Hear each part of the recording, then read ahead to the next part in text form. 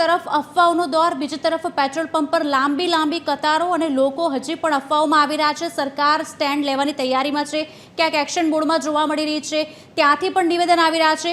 સુરતની અત્યારની સ્થિતિ શું છે? કેટલા પેટ્રોલ પંપ બંધ થયા છે? ક્યાંક રાબેતા મુજબ પેટ્રોલ નહીં હોય એવું સમજીએ કદાચ, બીજા કેટલા શરૂ છે, કેટલી લાઈનો છે? જે ધરતી જે પ્રકારની અફવાઓ ફેલાઈ રહી છે એના કારણે લોકોમાં પેનિકની સ્થિતિ જોવા મળી રહી છે અને સુરતના લગભગ તમામ જે પેટ્રોલ પંપ છે તેના ઉપર આ પ્રકારના દ્રશ્યો આપણને જોવા મળી રહ્યા છે। પેટ્રોલ પંપ ઉપર લાંબી કતારો જે છે તે જોવા મળી છે।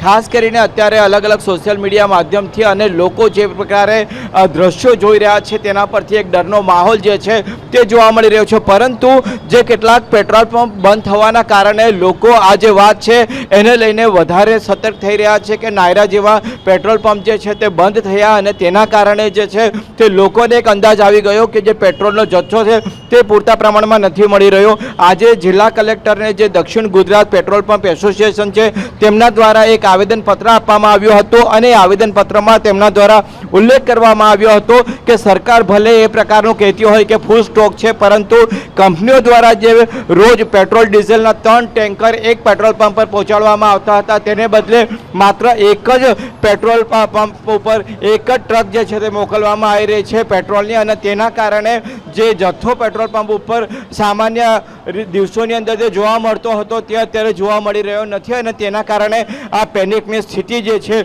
તે ઊભી થઈ છે। ભલે નાયબ મુખ્યમંત્રી દ્વારા અત્યારે કહેવામાં આવ્યું છે કે કોઈ પણ પ્રકારે પેનિક થવાની જરૂર નથી અને સ્ટોક પૂરતા પ્રમાણમાં છે, પરંતુ મહત્વની વાત એ છે કે પેટ્રોલ પંપ ઉપર જો મોટા પ્રમાણની અંદર જે સ્ટોક હોવો જોઈએ તે સ્ટોક મળી રહ્યો નથી અને તેના કારણે જે એક પેનિક છે તે જોવા મળી રહ્યો છે। અત્યારે તમે જોઈ શકો છો તે રીતે લગભગ સુરત શહેરના તમામ પેટ્રોલ પંપ ઉપર આ જ પ્રકારની સ્થિતિ જોવા મળી રહી છે। લોકો પોતાની ગાડીમાં પેટ્રોલ પુરાવવા માટે લાંબી કતારમાં લાગી રહ્યા છે અને હવે ધીરે ધીરે શહેરની અંદર જે પ્રકારે એક અફવાનો આખો માહોલ ઊભો થયો છે તેના કારણે પેનિક થોડું વધારે જોવા મળી રહ્યું છે અને લગભગ મોડી રાત સુધી આ જ પ્રકારની સ્થિતિ જે છે તે જોવા મળશે। કેટલાક પેટ્રોલ પંપ એવા પણ છે કે સુરતના અડાજણ વિસ્તારની અંદર જે નાયરા પેટ્રોલ પંપ હતું તે પણ બંધ થઈ ગયું હતું, તેના કારણે લોકો વધારે ચિંતિત થયા છે કે એક પેટ્રોલ પંપ બંધ થયા પછી થોડા સમય પછી કદાચ બીજો પેટ્રોલ પંપ પણ બંધ થઈ શકે છે અને તેના કારણે તેઓ અત્યારે જે છે તે પેટ્રોલ પુરાવવા માટે લોકો આવી રહ્યા છે। તેના પાછળનું મુખ્ય કારણ એ જ લાગી રહ્યું છે। તમે જોઈ શકો છો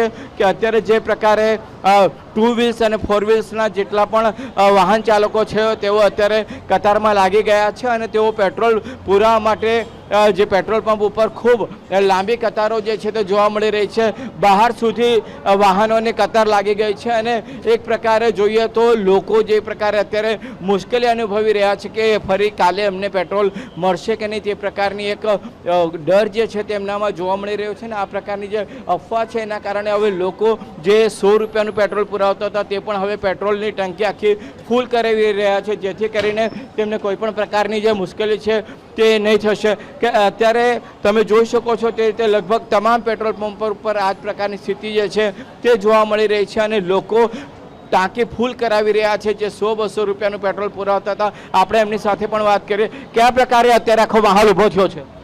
અત્યારે પેટ્રોલ બધા એમ કહે છે કે ખૂટી રહ્યું છે તો બધા ફૂલ કરાવવા આવ્યા છે બધા। અત્યારે અમે રોજ 100-200નું પેટ્રોલ પુરાવતા જે પ્રમાણે જરૂરિયાત હતી એ પ્રમાણે અત્યારે હવે ટાંકી ફૂલ કરાવવી પડે છે। માહોલ એવો છે। અત્યારે વધારે પુરાવી દીધું। કેટલું પેટ્રોલ પુરાવ્યું તમે? 300નું। 300 સામાન્ય રીતે કેટલું પુરાવતા હો છો? બસ આટલું જ પુરાવું છું।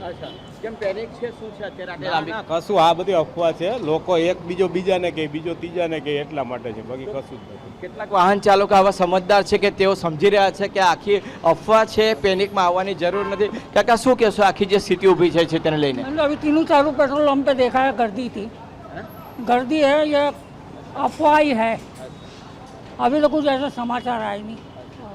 તો લોકો જે છે તે ધીરે ધીરે તમે જોઈ શકો છો તે રીતે પેટ્રોલ પંપ પર એક બાદ એક જે પેટ્રોલ માટે લાંબી કતારો જોવા મળી રહી છે અને કેટલાક લોકો સમજદારીપૂર્વક એવું માની રહ્યા છે કે આ આખી વાત જે છે તે અફવા છે અને કેટલાક જે લોકો છે તે ખરેખર પેનિક થઈને પેટ્રોલ પુરાવા આવી રહ્યા છે। જે ઓછું પેટ્રોલ પુરાવતા હતા તે પણ હવે પોતે પેટ્રોલ વધારે પુરાવી રહ્યા છે, જેથી કરીને તેમને કોઈ પણ પ્રકારની મુશ્કેલી ન થાય। આ જ પ્રકારની જે સ્થિતિ છે તે જોવા મળી રહી છે।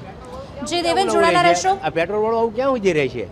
આવું પેટ્રોલનું આ તકલીફ ક્યાં હોય તો આ જ પ્રકારની સ્થિતિ જે છે તે લગભગ તમામ પેટ્રોલ પંપ ઉપર જોવા મળી રહી છે અને તેના કારણે અત્યારે લોકો જે છે તે પેનિકમાં આવી ગયા છે અને તમામ લગભગ પેટ્રોલ પંપ પર આ જ પ્રકારની સ્થિતિ જોવા મળી રહી છે.